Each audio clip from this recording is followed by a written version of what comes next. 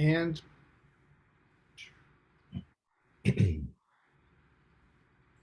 and Paul, we are now live. Okay. Yes, we're live. So hello, everyone. I want to welcome you all again to our 2021-22 Visiting Speaker Series in the Department of Visual Arts here at UC San Diego. My name is Paul Sapuya, and I'm Associate Professor and Chair of the Visiting Speaker Series Committee, working with Associate Professor Pernell Yoldash and Assistant Professor Janelle Iglesias. Today, we are thrilled to present The Ethics of Engagement, a conversation with Aruna D'Souza and Zoë Charlton. This program is in collaboration with the Black Studies Project, spearheaded by BSP co-director, Associate Professor Sarah Johnson, and presented by artist-in-residence Andrea Chung. This speaker series is supported by the Breton Family Foundation. And I also want to extend many thanks to Nick, Laura, Yulia, and Paolo in our department for their administrative and coordinating work on this series. We couldn't do it without them. And as a heads up, our two next visiting speakers this winter quarter will be Amy Franceschini of Future Farmers on March 4th and Jacoby Satterwhite on March 11th. And now I will hand it off to Sarah Johnson.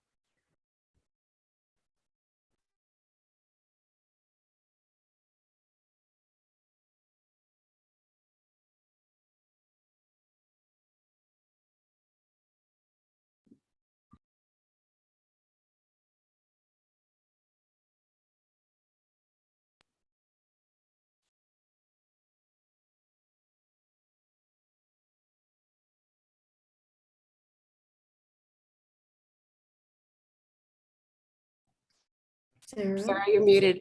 Yeah. There we go. Sorry, everybody. Good afternoon again. Thank you for joining us today. My name is Sarah Johnson, and I am the co-director of the Black Studies Project, along with Angela Booker here at UCSD. And I want to thank everyone involved in the speaker series for their collaboration with us on this event, and to give a special shout out to Andrea Chung, who made this conversation possible as part of her artist residency here with BSP. Thank you for bringing us together today, Andrea. We're super excited about this event. Andrea received her Bachelor of Fine Arts from Parsons School of Design in New York, and a Master of Fine Arts from the, I'm sorry, everyone, I'm still trying to make sure that I'm not muted. A Master of Fine Arts from the Maryland Institute College of Arts in Baltimore, my home city. Her recent exhibitions include Prospect 4, New Orleans, as well as shows at the San Diego Art Institute and the Chinese American Museum and California African American Museum in Los Angeles. In 2017, her first solo museum exhibition, You Broke the Ocean and Have to Be Here, took place at the Museum of Contemporary Art here in San Diego. She's participated in national and international residencies, including the Vermont Studio Center, the McCall Center for Visual Arts, the Headland Center for the Arts, and the Skowhegan School of Painting and Sculpture. Her work has been written about in a number of academic essays looking at the subject of colonialism and slavery in the Caribbean. We actually had the great pleasure of co-hosting an event with her in the fall. That was just an amazing look at the Chinese presence in Jamaica. And her work is also, reviews of her work have also appeared in Art File magazine, the New Orleans Times, ArtNet, the Los Angeles Times, and the International Review of African American Art. She lives and works in San Diego, California. And I'm going to turn it over to her now to introduce our speakers and to get the conversation started. So thank you again for this opportunity and for bringing these wonderful speakers here for this conversation today.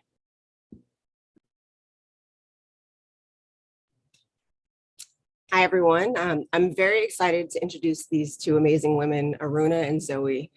Whenever I meet with students, I always stress the importance of having sincere relationships with your colleagues. You cannot be successful in this field without the support of the community. You need each other, and I'm very fortunate to have these two women as part of my own community. Aruna D'Souza writes about modern and contemporary art, intersectional feminism, and other forms of politics, and how museums shape our views of each other and the world. Her work regularly appears in 4 columns, the New York Times. Her writing has also appeared in the Wall Street Journal, CNN.com, Art News, Garage, Book Forum, Frieze, Art in America, and Art Practical, amongst other places. Her book, Whitewalling, Art, Race, and Protest in 3 Acts, was named one of the best art books of 2018 by the New York Times. Her most recent editorial project is Linda Nolan's Make It Modern, Essays on the Art of the Now.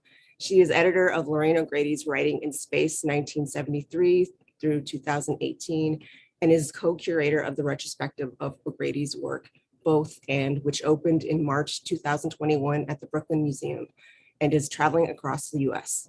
She's the recipient of the 2001 Rabkin Prize for Art Journalism and a 2019 Andy Warhol Foundation Art Writers Grant. Zoë Charlton works and lives in Baltimore.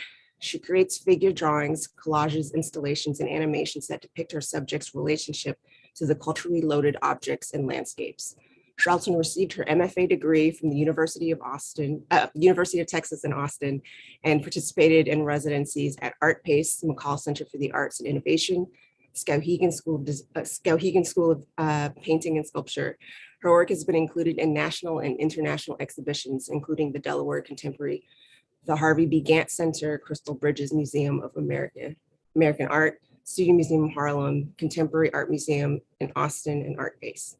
She is a recipient of a Pollock Krasner Grant and a Rupees Grant. Museum collections include the Phillips Collection, Crystal Bridges Museum of Art, Birmingham Museum of Art, Studio Museum of Harlem. Charlton is a professor of art at American University in Washington, D.C.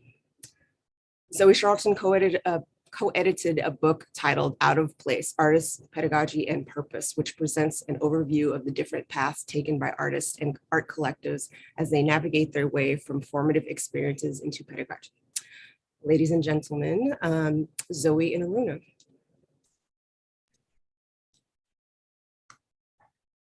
Hello. Hi. Hi. Hello. I want to just jump in and say that, one of the things that I think is so extraordinary about Andrea is the way that she is constantly using whatever opportunity she has, whatever platform she has, to bring people into the conversation, so using her the excuse of doing an artist residency at UC San Diego to create these this series of conversations is totally on brand for her, and I think is one of the most amazing ways of modeling that she models her politics. And so I just sort of want to thank her for inviting us, but also just to say, like, pay attention, everyone, to how she operates in the world, because I think it's really in a conversation about the ethics of engagement, I think that it's really part of a very deeply felt ethical practice that I admire very much. So thanks. Yeah, ditto, Aruna. How is community built? Community is actually done in collaboration. And you're right, Andrea is modeling that, and hopefully we'll all continue to do that. So sorry about this. My dog has decided that he needs to be a part of this conversation. So it's the easiest way to keep him from barking while we talk. So Zoë, I think that we're going to start with you taking us through some of your work to get the ball rolling. So yeah, that's great. I appreciate the informality of the potential informality of our conversation. So normally when I give talks, I have everything completely written out. There is no space for any kind of ad-libbing. So I say that because I don't remember the order of everything, but I love that we're starting with this image. This is a piece called Paul Russell Road, and it's a work that was originally commissioned by Art Pace San Antonio. And I was curated into the artist in residence, the International Artist in Residency program by Dr. Jeffrey Hayes, who is ED at Three Walls in Chicago. And, you know, it was perfect the way that that this conversation is framed, because I think about community, and I think about the ways that as creatives, as art activators, as artists, we pull other folks into these processes and extend opportunities. And Dr. Jeffrey Hayes and I have known each other professionally for a while, and it was a wonderful acknowledgement to be included in this residency program. You know, Art Pace has been around for a long time. It was started by Linda Pace in San Antonio, and they have had hundreds of artists and curators participate in this process. This piece is called Paul Russell Road. It was created with the assistance and the expert skills of artists and creatives in San Antonio that were brought into the process by Riley Robinson, who is the ED at Art Pace. This piece is about my grandmother, really. It's about the community that she built. It's about the home that she established in the panhandle of Florida, where this home functioned as both meeting house,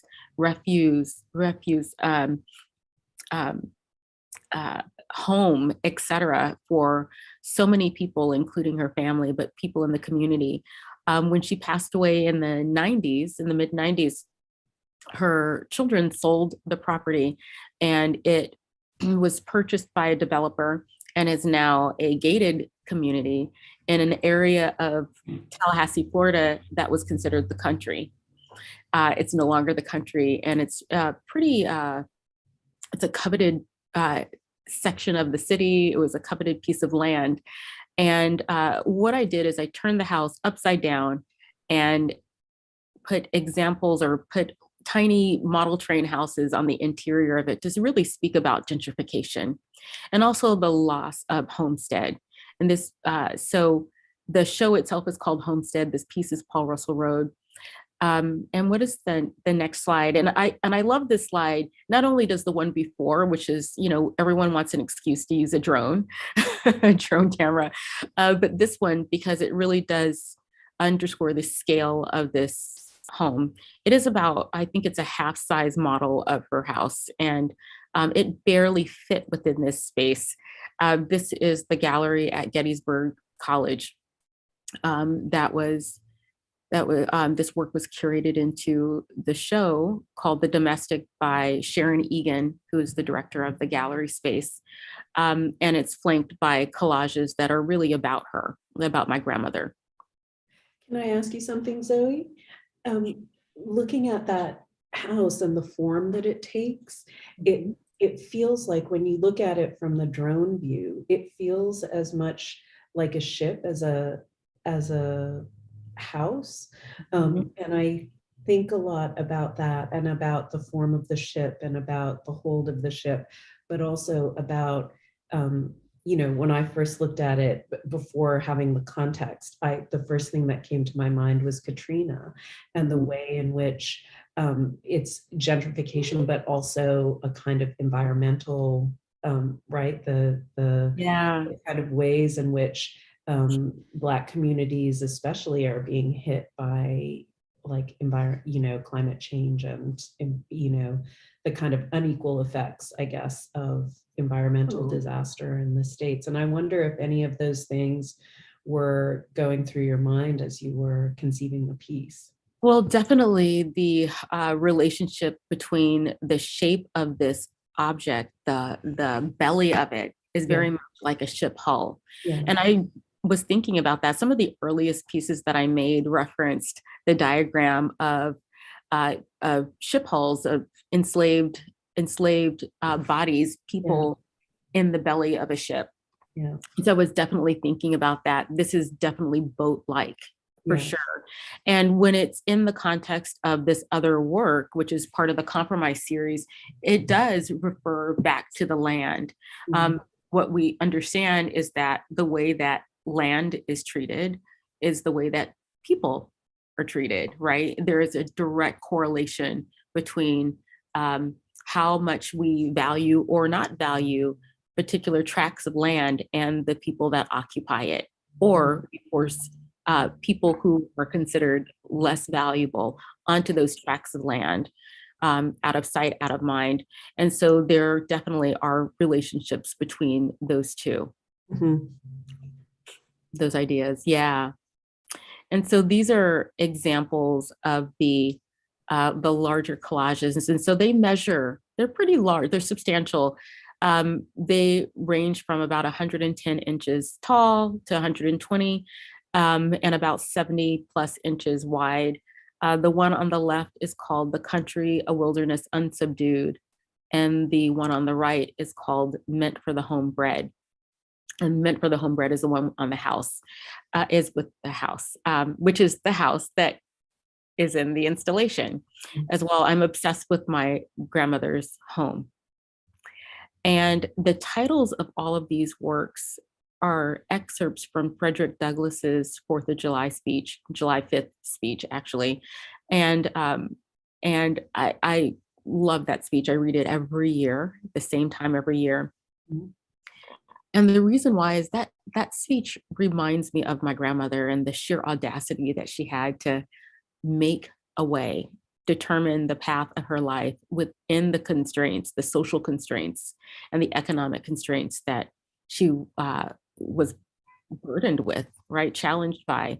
And so there are probably about 6 or 7 pieces in this entire series with those titles. There seems to be so much going on here about the sort of abundance of nature and the abundance of, you know, the foliage, the flowers, here, the birds, the clouds, and the relationship to the Black female body. Could you talk about that a little bit? Yeah, you know, this becomes a very personal conversation because it's about family. I didn't grow up in Florida, but I spent my summers there with family on this land. And I lived in the panhandle of Florida as an adult. And so I'm so acutely aware of the way that my grandmother's presence extended beyond the boundaries of that house to the landscape that surrounded her home. And I can't think about her without thinking about that property. She sharecropped that property. She had a farm. She raised horses and chickens, and there were tons of cats all over the place. She grew sugarcane. Before I was born, there were cows and pigs and, you know, other kinds of animals on the property. And so my memory of her is always in relationship to the things that she grew. So she was able to sustain her family and her life by living connected, directly connected to the land, right? The food that she grew, that she sold in an area of town called Smoky Hollow, which is she, you know, made squirrel stew and sold that. She grew all sorts of vegetables and grew that. And so there is a kind of stewardship that she had, one out of necessity, right?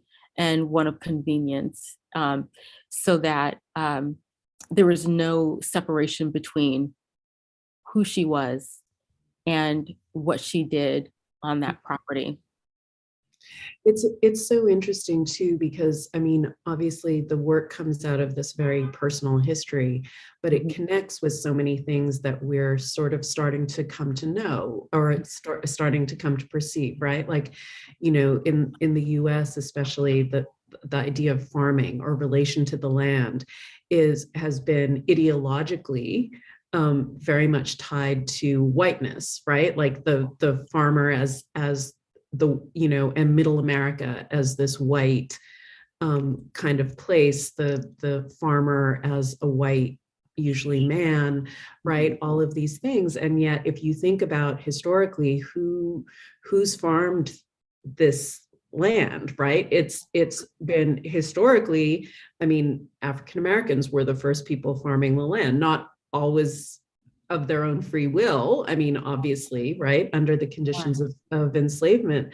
And now, you know, Mexican immigrants, Central American immigrants are largely the people that farm the land. So even though you've got this ideological connection between land and whiteness, right, which is part of this settler colonial imaginary, in fact, your work seems to really bring out this other aspect of it, right? This other history. Yeah, it does. You know, it's so interesting to think about that. I appreciate you brought that up. It's so true. Many of the farmers, the land stewards that I know of, are white identifying, right? Yeah. But I'm particularly interested in Black folks and brown folks tending land, farming land, stewarding land. And it actually, it's one of the reasons why I joined a collective. It's called the Kindred Craft Collective, which is just forming in Vermont. And it is predominantly BIPOC, and it feels really good. And we are really thinking about the way that we steward and tend and live in closer proximity to the land. Mm-hmm. And so, yeah, you're definitely right. It's fascinating. I'm a, you know, up until I moved from the Berkshires in Western Massachusetts, I was a gardener as much as anything else. And, you know, there's a lot of small farms, but there's a really important farming movement of young, especially Black, but BIPOC generally, but really specifically Black farmers who are sort of reclaiming that heritage and asserting that heritage and that sort of idea of stewardship and a kind of ethical relationship to the land that is, you know, I think that often we don't spend enough time thinking, you know, we hopefully are at the point of thinking about the ways in which white supremacy has, or at the way that capitalism has interrupted, right? You know, a kind of responsible relationship to the land, but we don't think enough about how that capitalism is a white supremacist capitalism, and so it's all part of that same system, right? Exactly. Oh my gosh, I was going to jump in and say, oh no, you said that right? Exactly. No, exactly. Yeah. You know, it's interesting. In this area in Baltimore, there's a person named Sun English who has a farm out on their family property, and they're growing a variety of things. And I was just thinking about the Indigo Dye Initiative, that is run by BIPOC folks. It's Rosa Chang, Kendra Miles, and Omalara Williams McAllister. Mm-hmm. And it's really important. Yeah. So there's a huge movement of this return. And even in thinking about farmways and foodways and food systems, even thinking about Crystal Mack, who is an artist whose material is food, right? Mm-hmm. And really thinking about, you know, from farm to table, source to table, and the social and cultural and political implications of actually having more agency around all parts of that system. Mm-hmm. Yes. And yeah, definitely. Mm-hmm. Yeah. So these images, when I saw these, I was like, that's dangerous. They're going to get ticks. Tell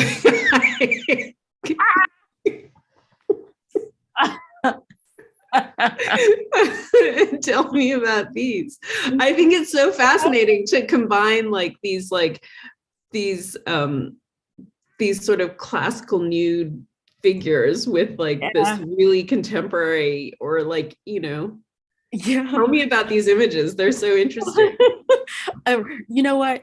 The funny thing is, there are a lot of birds and there's a lot of forests and woods in my work.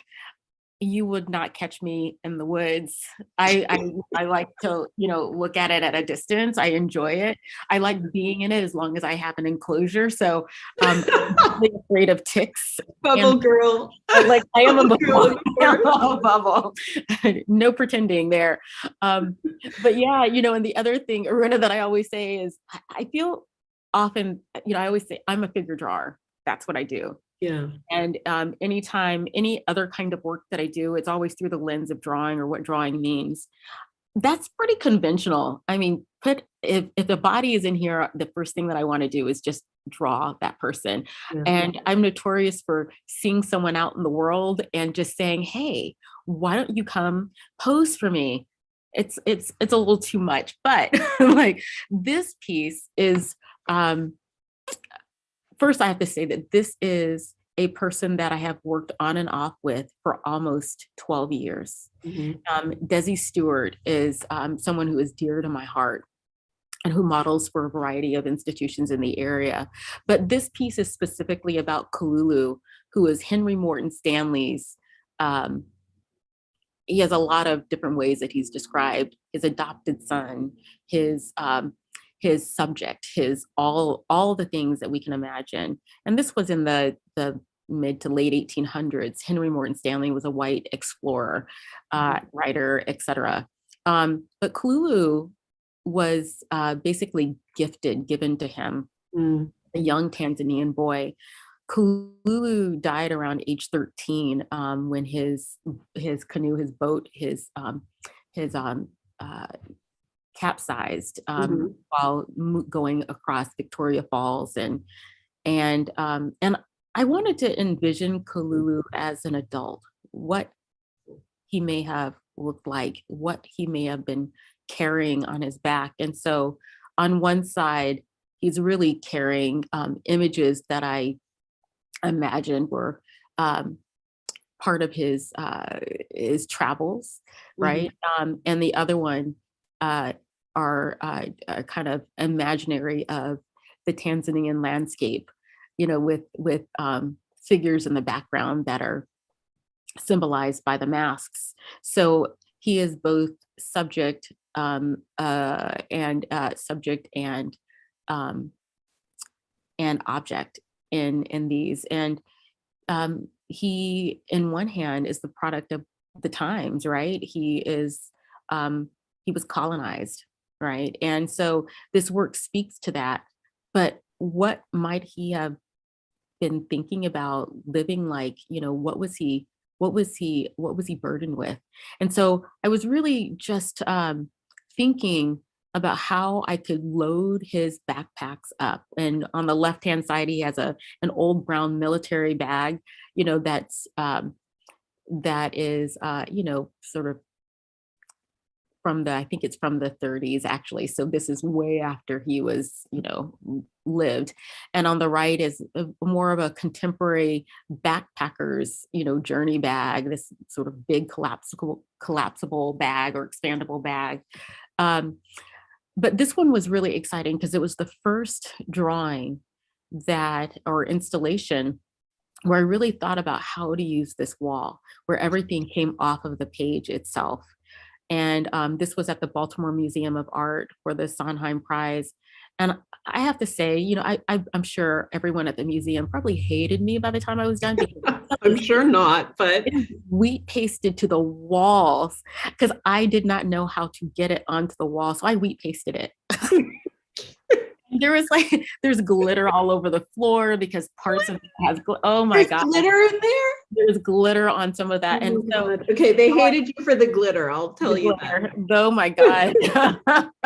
They're going to be picking glitter out of the Matisses for this. Forever. Oh my gosh, they were so patient.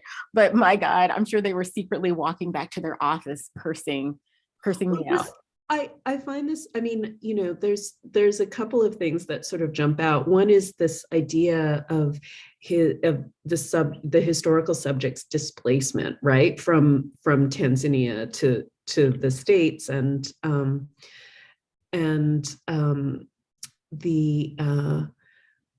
the way in which this sort of speaks to the idea of double consciousness, right? Like, to see oneself, it's not just having two perspectives, right? Double consciousness is to have an idea of how the other sees you, right? And have that in your mind.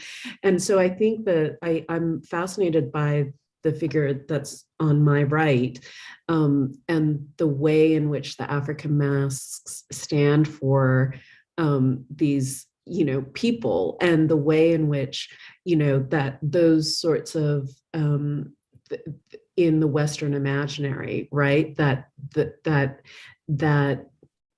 African people and African masks, there is a slippage, right? Like, in Tanzania or wherever else, right? Masks or those forms aren't just, they're not people necessarily, right? They could be all sorts of, kinds of beings, right? But the kind of primitivist imagination of the West makes that slippage. And so there's like really interesting sort of evocations of that sort of double consciousness, of being conscious of how you are being othered, even as you're trying to live as a person, right? As a subject. Exactly. Yeah. Double consciousness, I'm always thinking about that, Mhm. always. And it was interesting because I was talking with one of the grad students in Viz Arts this morning, Chanel Stone, and we talked about double consciousness, and we even talked about Wheelang's concept of triple consciousness as it specifically relates to Black women, and being American, and I find that really interesting. But right, how do I, as a Black woman, contend with this idea that someone else, the idea or the understanding, always thinking about myself in relationship to how other people see me. That is a lot to carry around. That actually makes me have to think about the other side of most interactions that I have, in a way that I do believe that folks who aren't minoritized or marginalized don't do that. They don't spend that kind of mental and psychological energy doing that because they don't have to, right? It's like, right, it's like a computer that's running some like huge program in the background, right? It's just taking up this processing space in a way, right? That's true. Yeah. It's so true. It's so true. And it's exhausting. And that's the idea of weathering. And I can't recall the person, the woman who created that term, and specifically in reference to the kind of weathering that Black and brown women experience on a daily basis, having to contend with racism, sexism, or misogynoir, or the intersections of that. But it's always there. And those moments where we're not having to think about that, they're deliberately marooned spaces, right? Intentionally marooned spaces where we're not having to engage in those ways. Can you talk a little bit about maroon spaces? Yeah, my entire life is diverse, all parts of my life. So from personal relationships to public relationships to work relationships and family. And, I know that it's important to me. And I know that it's important for transformative experiences to happen, especially as we're sitting, especially now when we're talking about, there's a lot of racial reckoning, right, that's happening. And at the same time, my need for maroon spaces, all Black spaces, even all brown spaces, has been increasingly important, especially over the last 15, 20 years, where what we're going to refer to, I always call it the affectionate term, the problematically affectionate term, when we're dealing with micro insults and microaggressions and micro invalidations are consistent. And so I've consistently had to seek out those kinds of spaces where I am not having to engage in double consciousness, right? And so maroon spaces have become so important in my life. Mhm. At the very least, spaces that are predominantly BIPOC. Mhm. Mhm. It's interesting because I think that there's something so important to talk about in relation to that, right? In relation to, you know, not just, I mean, not just as spaces that are safe from, you know, from these like incursions, but also spaces in which there is a level of, how do I put it? You know, there's a book, I talk about it all the time because it's so fascinating to me. It's written by an Indigenous scholar, young Indigenous scholar in Canada named Dylan Robinson, and it's called Hungry Listening.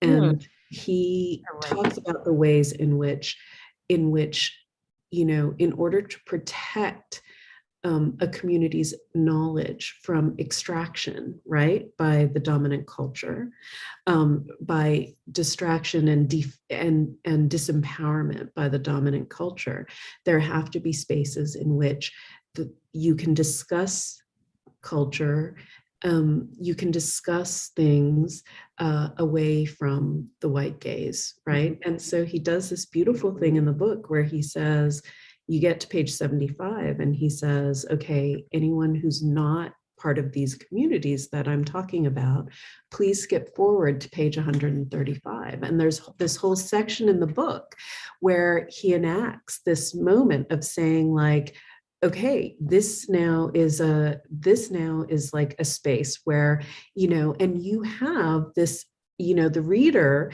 is put in a position, in an ethical position of saying like, okay, do I honor this? Do I not honor this? There's no one looking at me. I paid for the book, like, you know, whatever.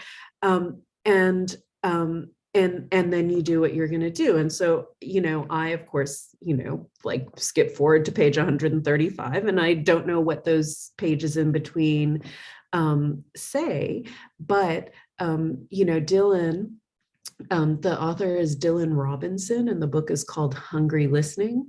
But Dylan we had a public conversation when the book came out, and he told us that he gets people coming up to him all the time at talks, white people coming up to him all the time and saying like, oh, that was a really interesting like rhetorical gesture. And of course I read that part, but blah, blah, blah. And they wanted they want, you know, like, oh yeah, of course you were supposed to read it. And Rob, you know, Dylan's like, well, no, that's not what the, you know, like you made that choice, right? You made that choice to take part in this extractive kind of position in relation to Indigenous thinking, right? And so I love that there's more and more assertion of a kind of the need of a kind of separate space, right? I mean, you know, I don't want to call it a safe space because it's not like within those spaces everything that happens is safe, right? Like, right? But it's safe from something, and that something is the white gaze, you know. And I think that we, you know, that, you know, whether or not we want to admit it, that there's a way in which we assume that that gaze is always just a passive observer, but it's not. It can be very much a mechanism of violence and of Definitely. Yeah. Definitely. Oh my gosh. I love that as a politic, right? This space is not for you. Yeah. It is not this kind of shared space. So if you will, right, if you will, how do you remove yourself? Because often folks, and in particular to this book, and even in other instances, white folks or white identifying folks or white adjacent folks often feel privileged, like they have the privilege of, or the there's a word that I can't find right now, and I'm glad I can't find it. To be a part of all information, every information, right? The entitlement. Yeah, that's it. You know, it really is. And I'm glad you said white adjacent, because I think that is, I mean, you know, in terms of adjacency, right? Like there are, you know, as a non-Black person of color, right? Like there are ways in which, you know, I seek solidarity, right, in different ways, but there are also ways in which, you know, my own, even though it's not, I hope it's not sought after, my adjacency, you know, my being part of a model minority or whatever, right? Like framed by white supremacy that way, that, you know, that means that, you know, there are spaces that, you know, even with my brownness, which somehow is being like bleached out by this lighting system. So I just noticed this and I'm feeling really kind of weird about it. But, you know, there's ways in which my brownness, I'm much browner than this in real life. There's ways in which my brownness is not a sort of ticket to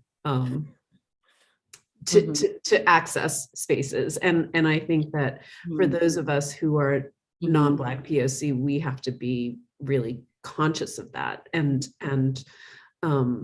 we have to understand that we too can embody the white gaze, even if, you know, in other cases we are subject to it, right? Like, you know, we're in that liminal space. Exactly. And in that same way, Aruna, most folks are subject to the white gaze, right? Like most folks are, and it's hard. And this is where, you know, double consciousness comes back. We have been taught to always think about that. Even the things that aren't articulated, we are taught to do that. And we're reminded of that, or it's enforced because of the things that we see and read, right? The way that words are used. Who is this written for? It's not written for me, right? This even media images and commercials do that same thing, right? And so, it's a really interesting thing. And it also becomes really curious when I tell white folks that they are subject to the white gaze too. And they're like, right. I mean, that's, you know, part of it as well. And I think that, you know, that so much of, you know, sometimes I hear people, you know, I'm going to give the example of like gender because it's sort of easier to come up with the example, but, you know, like every once in a while you'll say, you know, some guy who thinks he's like found the reason that feminism is terrible will say like, well, you know, that's not fair because I can't cry in public without someone calling me a wuss or whatever, right? And you're like, well, that's you being subject to patriarchy. That's not you being subject to feminism, right? Like that's how you are being, that is how you are being limited by and oppressed by patriarchy, right? Exactly. And like, you know, and so it's the same sort of thing that like so much, I feel like so much of the racial resentment that we've seen, not just in the past however many years, but like over the long term, so much of racial resentment is, you know, is directed at Black people, at immigrants, at minorities, at whatever, when actually it should be directed at white supremacy, because white supremacy is putting people in that place. It's not like Black people don't have the power to oppress white people, right? Like, you know, white supremacy has the power to oppress white people. Exactly. You know, period. So, period. End of story. Okay, now you have to tell me about these because I've been looking at these, this installation and really curious about it. Yeah, this piece is called Rendition. And each individual piece is called SIB. And so I actually own this statue, this figure, this object, this form, this body. And it is attributed to the Bangwa in Cameroon. I will say, I don't know if it's real or not. I have had it looked at by museum folks, and they're like, it's okay. It's not. It's a tourist grade object, but some of those things are actually worth something. But when the conservator said, don't worry about it, it's actually not real. So I was like, cool. So Yeah. I've actually taken the original one, which is right next to me, and I've cut her in half. I've done all sorts of other things. But for this, I reassembled her and made and had a mold made of her. And then I cast 6 versions of her. And so the idea is that she's actually a stand-in for me. At one point, I had really long locks and I used to wear them in these huge knots, just like this. So when I met Sib, like wild, it was wild. When I met Sib, I was shocked because not only were we the same height, but we occupied a very same kind of space, and we were the same complexion. And I say were because she has been, covered in clay and, silicone and all sorts of things. And so her complexion has shifted slightly because of the environmental effects, right? The impact, which is, I think, metaphorical, right? So, but I made 6 versions of her. And she's a kind of self-portrait. And you will see these in people's homes. Sometimes they're kind of collected around in different corners of people's rooms. Usually there are 4 or 5 or 6 of them all together. But I was really thinking about what it means to be an abstraction, right? I mean, this is where I'm still thinking about. That's so interesting. And that sometimes people may see me from a distance or even up close and have a kind of assumption about who I might be. That the only thing that they say is Black, or they're like, oh, she must be, her ancestry is African, and so they only think about me through that lens, or they conflate African cultures and say, you must be like West African because of your features, and then they start, but they never get really specific, and which is really interesting. But so this, in the way that I'm thinking about abstraction about a body, is such a curious thing, because no matter how many variations or times that I cast her, she is different every time. And so no matter how many times you might think you see one of me, we're also very different. We're all very different. And it's like a racialized Alan McCollum. Right. Right. But I know this is like totally like just a formalist reading of this thing, but it's really interesting that it's like this idea of the cast and the color and the individual variations between the casts, right? Like there's nothing's actually repeated, right? Even though it may look at first glance like it's the same thing. Exactly. So this is one of my it's very conceptual. It's very conceptual, and this is a very exciting like body of work for me. And it's figurative. It's the size of one of my drawings, but then the scope of it is meets the kind of height of the drawings in and of itself. And so I find her really interesting. And so, I'm waiting for her to continue to be more in more work, the subject of more and more work. So yeah, this piece is, I'm there. I'm all there for her. I just looked at her and she was just like, hi. There are times where I come into my studio and I forget that she's here, and because she's my height, she seems like somebody that's kind of hiding in the shadows, and she'll scare me. But the piece behind her is COO, which stands for country of origin. And it's a very similar concept. It's how do I abstract? Or how much can I do to remove specificity from these objects? And it can't be done, even though they're cast out of plastic, even though they're painted in high chroma colors, right? That ostensibly flatten them, right? Even though they are made glossy and they look like starbursts, but that specificity still remains. And it's something that I love, that they retain a kind of individuality Mhm. as they should, right? Mhm. Cultural specificity and individuality. But it's so interesting that that country of origin, right, is something that has, for so many African Americans who were forcibly brought here, that is something that is lost, right? Like most people can't, most African Americans whose ancestors were brought here under conditions of enslavement cannot identify their country of origin, right? Like it's just not available to them. And so can you talk about that in relation to this project? I can, so as I was saying that it started out as a kind of way to think about abstraction, but really a way to think about self-portraiture, right? About myself. I don't know my family's lineage beyond, grandparents, great-grandparents, right? Yeah.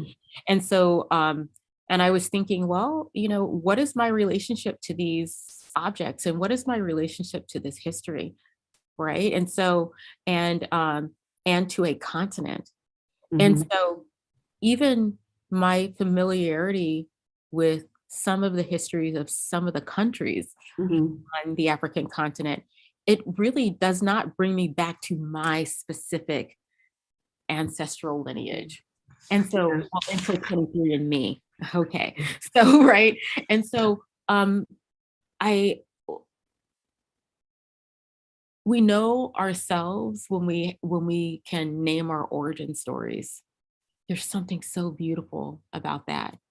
And there are people in the world that don't have origin stories because of adoption, memory loss, right? Intentional forgetfulness, intentional separation, right?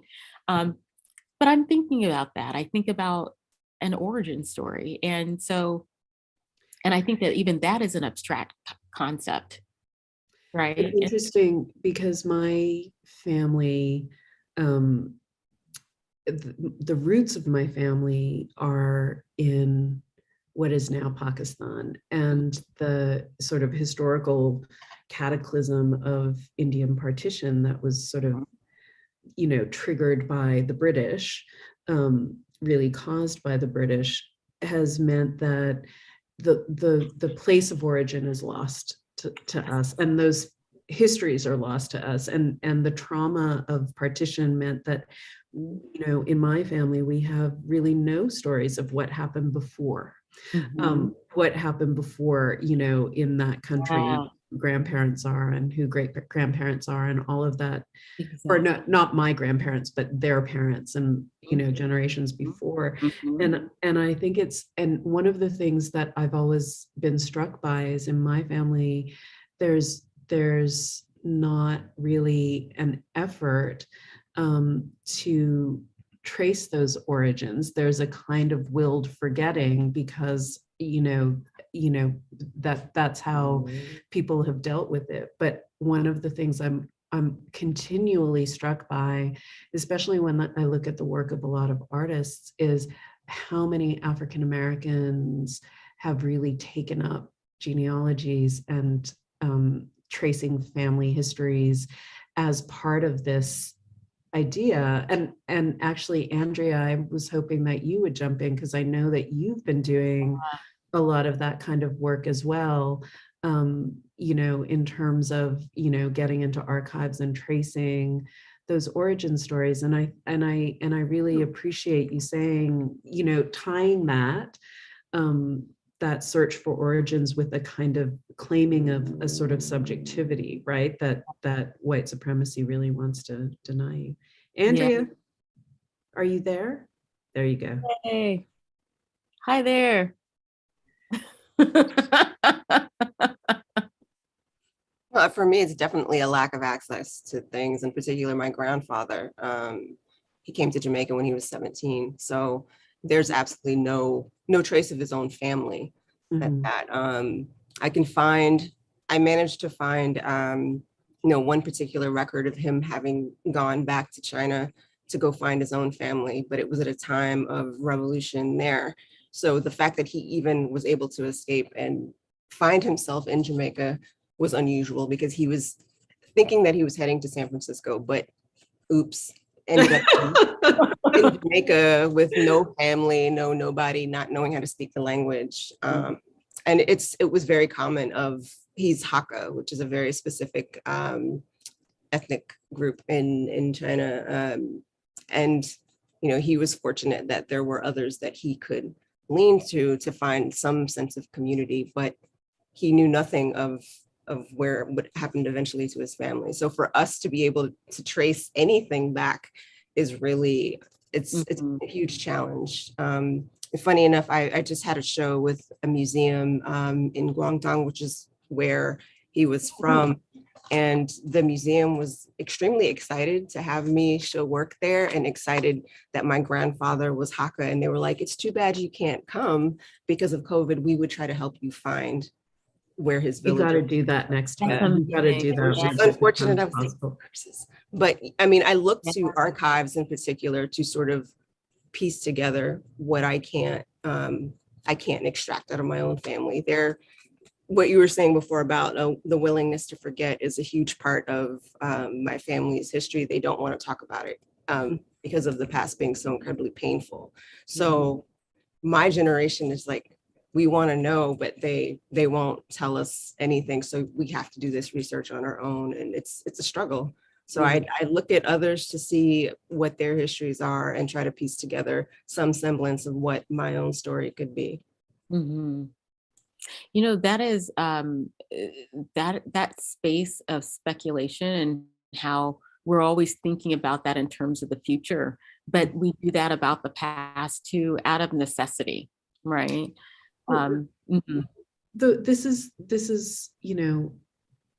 that when you bring up the word speculation, right? Like, this is what I find so compelling about Saidiya Hartman's work and the project of critical fabulation, right? Because it's like, I'm interested in archives, I'm interested in what the record says, but mostly what the record doesn't say, right? And she forces us to reckon with the fact, especially in Wayward Lives, which is really one of the best books I've read in the last couple of years. It's so outstanding. But Saidiya Hartman forces us to sort of recognize that archives they're not just neutral repositories, right? They create their ideological, they create their own assumptions about what is a subject, how a subject is defined, who gets to enter into that category, what's worth recording, right? And so there's so much, that the sort of othered subject, the African-American subject, the immigrant subject, whatever, only certain aspects of their experience are registered in the archive, right? So you've got lots of criminal records, but no non-criminal records, right? Because non-criminal records it can't register in the system, right? Like, you can't, they're not recording the people who didn't commit crimes, which is most people, right? Like, they're only, so it's the ways in which these archives, like, they can take us to a certain point, but then beyond that, there's imagining. And it feels like this country of origin project is like really part of that, way of imagining beyond what the archive can tell you. I also think it's interesting to think about who owns those archives. Yeah, totally. Like, why does like Harvard, for example, why do they get the right to own someone else's history? I question a lot of those things, like who has control of these archives. There's an artist named Gina Adams who actually, she's indigenous, and she went to the Smithsonian and actually found images of her relatives on the wall. And was horrified by it, and made a big stink about it, and had them remove those images. Why do they get to own images of her family, her personal family members? So I'm interested in why no one questions the ownership of said archives, and for whose benefit do they exist? Because if it's an academic archive, not everybody has access to that. It's true. Yeah. Yeah. Well, You know, but archive is about power. It's about power. And, you know, some of the conversations that we're all having, we want the archive to be about representation and agency and visibility. But that means that power is removed from those who are in power in order for that to happen. And also the ways, the structures of the structure of some archives in and of themselves is about power, right? It's about making things exclusive, information exclusive. So the oral tradition, it's really hard to have that be a part of the archive, right? I mean, I know that there's the National Archives that has a huge oral tradition section, but still, you know, recording other people's voices in the ways that they want to be represented and remembered is a challenge, because then people say, well, this doesn't fit within the narrative that the national narrative or the, you know, the country's narrative that we have all been indoctrinated into, or right, or no. So it is about power. Yeah, absolutely. And I think, you know, attending to that and, you know, figuring out ways to work around that or work through it, you know, it's really, I think it's, you know, it's a kind of, you know, as you said, like there's this, you know, via Afrofuturism, right? There's this real desire to imagine ahead, but that requires reimagining the past as well. And you know, you know, it was so interesting, Aruna. I was just thinking, I had an aunt named Wita, and I didn't realize, you know, and I was watching, it was a Netflix program. I can't think of the name. It was about foodways, about food. It's like a famous, oh my God, I can't think of it. I know what you're talking about. He's a famous like foodway. Right. And chef, right. And they were talking about one city that was named Wita. And I was like, oh my God, that's my aunt's name. There's a way, it's not Bourdain, but yeah, he's Black. I can't Michael think of Twitty, is it the Michael Twitty? It's not him, is it?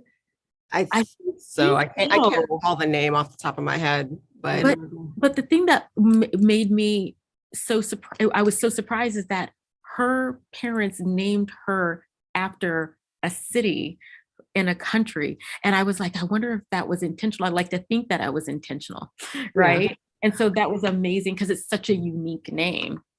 Yeah, no, absolutely. So I think we're gonna take some questions. Zoe, I don't even know if we got through all your slides, but it's fascinating talking about the projects that we managed. No, that is okay. Yeah. No, this was great. So this is my dog, Carl Barks, and he's been like pushing his way into the screen this whole time because he cannot, like, it's the only way to keep him quiet. So he hasn't. I love it. Eye on the hog. That was exactly. Eye on the hog. That's it. That's exactly the series. Yeah. How did I forget that? I was obsessed with that show for months. Well, it's funny because all three of us are interested in foodways, right? Like you know, because it certainly come out in Andrea's work, it's coming out in your work. I used to write a food blog that was sort of about diaspora and immigration and you know, and food and culture. So yes. Anyway. Maybe we need to start a farm. And I was going to say to Sarah, you did mention Soulfire Farms, and that's what Kindred Collective is. Kindred Craft Collective is modeled slightly on Soulfire Farm. And Soulfire Farms was, you know, about 20 miles from where my house was. You're kidding. The Berkshires. Yeah, no, it was, you know, and they're part of a whole network, I think, of small farms in that area. Yeah. Being run by Yeah. There's a question for you guys from Ariel Otto. Read the Dylan Robinson book without an explicit "this is not for you," skip ahead. What are some cues people can follow to take that approach in other situations? I mean, one of the things I've been really interested in is the way that Simone Lee, for example, has over time worked on creating spaces that are, for Black women, by Black women, and whether it's Black women artists for Black Lives Matter, or the symposium that she organized with Tina Campton. Yeah. Tina Campton, Sadia Hartman at the Guggenheim to accompany her Hugo Boss show. And, I think that, I think that one of the hardest things that people who grew up with a kind of entitlement to occupy every space have is knowing that they need to step back.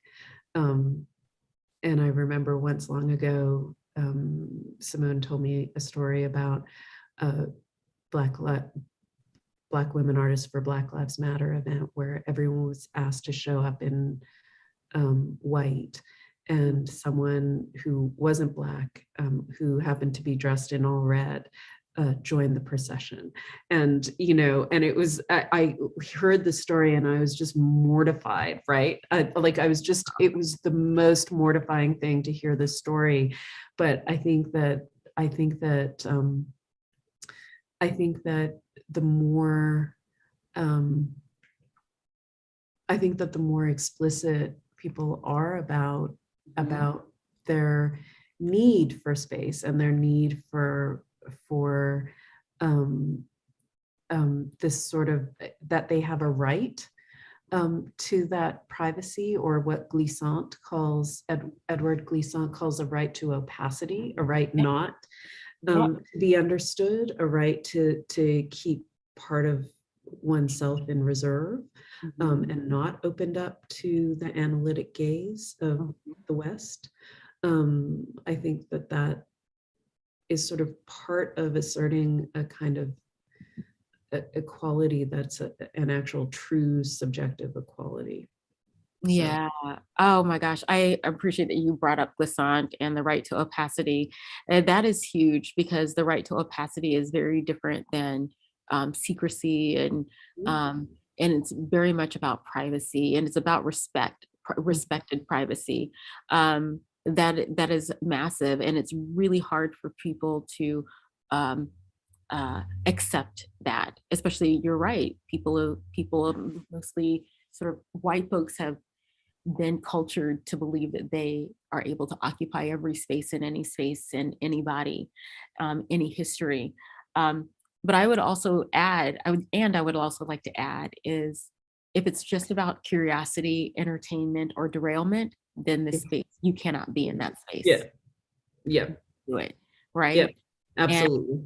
And if you are really about contributing to these spaces, then you'll actually be very vocal in solidarity, right?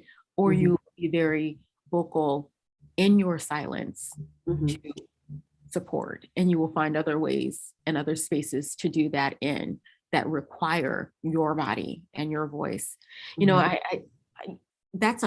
is just my experience, even in educational environments, is really has been populated with that idea, right? People are always in this space of curiosity, entertainment, and derailment, and feel like that they have a right to certain kinds of knowledge, or certain kinds of time, or even opinions about something, without doing the kind of work that's required. Yeah, absolutely. Right. Another question from Sarah. A question: as someone who grew up in Baltimore, going to workshops and classes at the BMA, could you talk more about your work there and at the different cultural institutions around equitable access and programming, and perhaps about the Great Migration Project that you're doing as part of their programming? Yeah, I'm happy to talk about that. So, yay, Baltimore, Sarah. Yeah, that's right. I have adopted this city as home, and I'm a Southerner by birth. I grew up in the northern part of Maine, and now I live here. This is the longest I've lived anywhere as an adult, and I absolutely love it. I feel like the city has embraced me in a way that I haven't felt in a lot of other places. I'm very much interested in institutional critique and how that relates to community, like when community can. So I think about, so with the BMA, I'm serving on an 8-member steering committee with other art activators, artists, and professionals in the city that are really thinking about, well, how does this institution serve us? And the us is community, right? And how does the museum look at itself as a holder of power, right? How can we reflect that which I think in general museums don't understand? They have this idea, the people that are in it, the people that are in charge that are in it, tend to think of themselves as generous, magnanimous, fair, neutral, all those things. And we know that that is not the case, right? And so, right, museums are not neutral. That's right. Right. And so, you know, we're thinking about that kind of work. As a committee, we're in a place where we're looking at the structures within the institution, because what is posited is that a museum can be a new place of shared understanding. But how can that be when it's built upon a system of inequity, right? And so does that, how do you sort of lessen that footprint or even eradicate it? How do you break that down? And can it be? And are the people that have so much invested financially, socially in institutions like that, are they willing to remove all the barriers that are a part of these systems? And I would say that that is the same kind of conversation that happens in educational systems, right? And here I am sitting here, you know, just so that I don't get called out as a hypocrite, right? I've invested something into the culture of museums, right? You know, in terms of collections, et cetera. I have invested in these systems that I know are damaging, problematic. And what I think about is how do I address my either complacency or complicity? How do I engage my contradictions within these spaces? And so I think that those questions are really important, because it's that kind of nuance that will give us ways to move beyond those spaces. And I definitely agree with you, Andrea. Museums originated as colonial trophy spaces, they are, right? And so we know the cornerstones of most museum collections are from 1 or 2 donors. You know, I just want to jump in and say that, you know, one of the things that was so remarkable about the people who protested the Harlem on My Mind exhibition that took place at the Met in 1969. Okay, my dog is driving me crazy. One of the things, and this was they organized under the banner of the Black Emergency Cultural Coalition, right? Artists like Benny Andrews, I think Faith Ringgold was part of it. Like there was this group of really interesting artists who started protesting this exhibition at the Met. But one of the things that was motivating them, right? Like, you know, you were talking about these museum people thinking they're magnanimous by like now reaching out to, they call them new audiences, or reaching out to, you know, diverse audiences, reaching out to, you know, Underserved communities. That's the word that's always but used. Like these institutions weren't theirs to begin with. In other words, they all started you know, they all started with a hell of a lot of public money, right? Taxpayer money. That's all of our money, right? Like that's not just white people money. Like if brown people and black people didn't have to pay taxes, you could start to make those claims. But like, you know, we all do.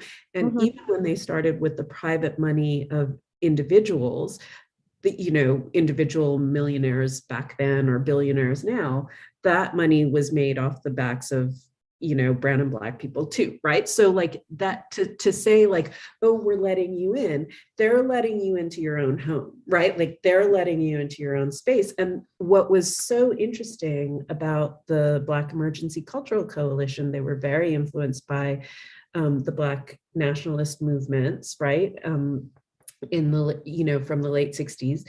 And that was their attitude. And so much of that was people saying, wait, the Met isn't a white museum that's going to let in Black people. The Met is a Black museum as much as it's a white museum. And like, you know, and so, you know, we belong there. And that was, you know, I think that that's so important, that whiteness convinces itself, right, that it's opening up the doors, but those doors were never theirs to open, right? Like, you know, right? Like, or they built the doors, right? Like, you know, and so that becomes one of the biggest stumbling blocks, I think, for institutions when they're imagining, you know, how they're going to change, is that they buy into the idea that they're a default white space to begin with, instead of recognizing the ways in which they've taken a public space and fenced it off, right? Like, you know, built an illegal wall, basically. Built a wall, put the locks on it, exactly. All of those things, right? Okay, we have more questions, I think. Yes, 2 more questions, and then we can wrap up. This question is from Lauren Adams. Thank you for this wonderful presentation. I would love to hear you all talk about the ethics of imagination, particularly around this country's historical amnesia. Oh, that is loaded. That is a great question. And, you know, Lauren Frances Adams is an amazing artist. She's based here in Baltimore. And I will say that she is a co-conspirator and an ally in all of this work that we're doing, what we're talking about. So Lauren, I appreciate you being here. What is the ethics of imagination? Like, what is the most ethical way that one can speculate? What are the ways that the ethical way that one can envision their future, right? And what is that built upon? I think about that all the time. Is it built on fairness? Is it built on shared spaces? Is it built on, you know, equal access to, or fair access to education and health and all of those things, right? If I can imagine that existing for myself, what does it mean for me to imagine that it exists for other people, right? And so this becomes a conversation about equity. Like, is the imaginary an equitable place? Not if it's subject to the same rules that happen in our present. Absolutely not. You know, I always think, whenever I hear that question, I always think of like all the people when I complain about like how rapey Game of Thrones is, and all the people who are like, well, you know, back then, blah, blah, blah. And it's like, no, back then there were dragons. If you can imagine dragons, you can unimagine rape, right? Like you can, like, you know, like the limits that people place on what they can imagine, past or future, are precisely revelatory of what they want in the present. So if you've got people who are saying like, no, it has to be all white because how could Africans live in Westeros? You know that they're just straight up racist, because if they can't separate out, right? Like, you know, like that's the thing is that we have to free our imaginations as much as anything else. And I think that some people have a harder time freeing them than others because all of these systems benefit them, right? Yeah. Or reinforce their sense of self, you know, but I think like, you know, that's really true, right? Like this idea of like, you know, if your imagination depends on the systems of power that exist in the status quo, then, then fucking hell, you're not very imaginative, right? Not Like, at all. But if you can think radically about care, that's the ethics yeah. of imagination. I mean, I just think, I mean, I think Octavia Butler's books are so, so interesting in that regard, right? Because they really are about care, right? And how, people care for themselves and care for each other through this like really dystopian time, right? And set up these different understandings of what's a family and what solidarity means and what the limits of solidarity are and all of that kind of stuff. Yeah. All right, we have one more question. By the way, hey, Lauren, I didn't realize it was the same Lauren. Did a crit with her students. The last question is from Chanel Stone for Aruna. Can you speak more about the liminal space of brownness, white adjacency, and how this too can embody, ascribe, and perpetuate the white gaze when viewing, perceiving Black people? Yeah. So, this is the thing. As a brown woman, South Asian woman, I've experienced like really consequential racism, like consequential that put my livelihood at risk, that put my life at risk at times, right? Like, I have experienced that. But I also benefit from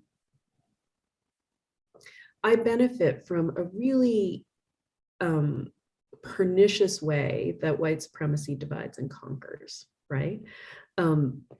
Right. So white supremacy tells people that, their distance from Blackness, right, is to their benefit. So you distance yourself from Blackness. So I'm not Black, I'm South Asian. I'm not Black, I'm, I exist in this sort of, I exist in this place where, let's see, how do you put it? There became a point in my career where I realized that people were inviting me to sit on panels so they could pat themselves on the back and say, oh, we're diverse, right? There were still no Black people on panels. There were still no Indigenous people on panels. There was me. I was being used, right? I was being used as a reason to continue to exclude Black people, right? I was being used by these panel organizers as a reason to continue to exclude Black people. And I know that that was the case, for jobs that I was hired into or for, whatever. Like, I didn't know at the time, but I came to realize the way that I was being used as, instead of letting Blackness into the institution, we'll let this sort of light brownness into the institution. I'm actually not, I told you, right? I'm not this brown. I'm actually browner than Andrea. I'm really mad at Zoom for like bleaching my skin, but like, but there was a way in which my particular form of difference was more palatable, right, to institutions than to actually, just go ahead and hire an African American.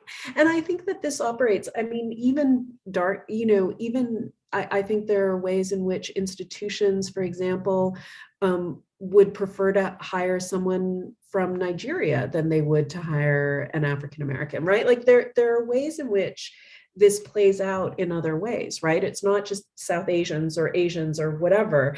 There's ways in which, institutions, like this country was built on the segregation of Black and white, right? And so institutions, they will do whatever they can to keep out Black, by which they mean American Black, by which they mean people that they imagine to have been formerly enslaved, right? Like, and so there's ways in which that not belonging to that category, right, which is like the thing that cannot be admitted in American society is, you know, you're getting opportunities that you haven't earned. Now, am I getting as many opportunities as the white lady over there? No, I am not. Am I getting as many opportunities as the white guy over there? Definitely not, right? So it's all in relative terms. There are moments when there are no Black people in the room that I get the brunt of the racism, right? Like there are those moments where I certainly experience that, but there are other moments where I benefit from, you know, this white supremacist system that sees me as not Black and therefore not subject to the same, not deserving of the same kind of violence as, you know, all kinds of violence, professional, you know, educational, and physical incarcerative violence as Black people are. So I think that it's a hard thing to negotiate for some of us because we know we've experienced racism, right? And so it's hard for anyone to say like, okay, but you're still white adjacent, you still, you know, and to the extent to which you accept the privileges that you're offered because of your, you know, background, or, you know, even within Blackness, if you're, you know, your light skin privilege, or, you know, whatever, all of these things are measured against this idea of your proximity to whiteness, right? And I think that keeping those things, keeping those two things in mind, that you can both experience racism, you can be beat up because you're wearing a turban, and you can experience privilege because you're not Black, right? Keeping those two things in mind, that's hard, right? It really is. Like, I'm not going to pretend, but it's necessary, and it's necessary if we're going to be able to build the kinds of solidarities and coalitions that need to be built, because unless we're recognizing the ways in which we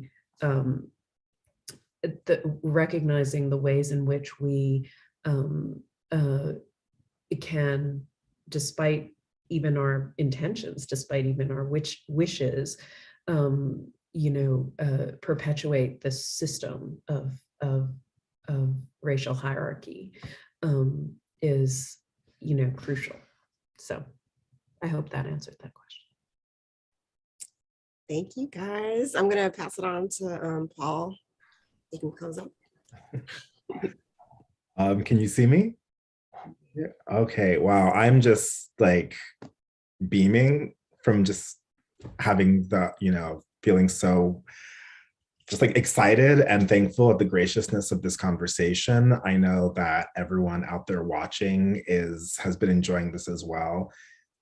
There's so many amazing points that you touched on that I think that we as visual artists and writers and thinkers and just like artists can take with us, applying this idea of these ethics of care, these ethics of engaging with community in the work, but also I think a lot of what you're describing is not just in the making, but in this responsibility of putting it out into the world. And so this is just part of it. So I don't even know how to wrap this up. That's why I passed it to you. But you know, I've got like pages of notes. I'm excited. You know, you got me inspired to take some ideas into my own studio. I have some books that I need to read. Thank you so much for everything. And I hope that one day we will all get to meet in person. It's been wonderful that despite these remote engagements and COVID that we're able to share space. And I also want to thank you all for engagement with our grad students in the Viz Arts department. And I hope we have more collaborations with Black Studies projects across campus.